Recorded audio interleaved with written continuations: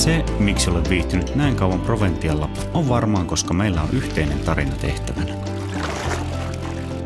Mun urapolku on ollut sellainen, että tein dippatyön Proventialle ja jäin taloon.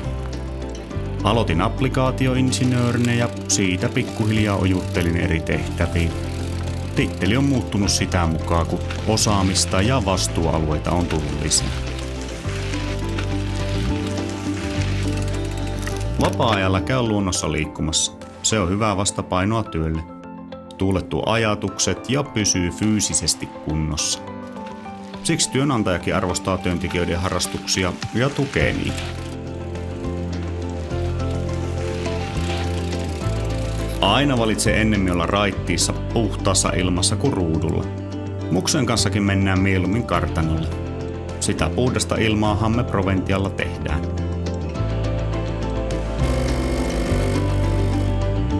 Tuntuu mukavalta ja merkitykselliseltä olla töissä suomalaisessa, kansainvälisessä ja kehittyvässä yrityksessä.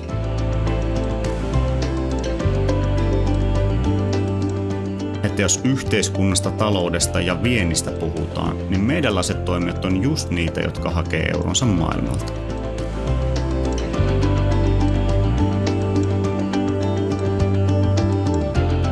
Parasta työssä on se onnistumisen fiilis ja se, että voi auttaa omaa tiimiä onnistumaan. Ja näkee sen tunteen, mikä tiimillä on, kun asiat menee maaliin.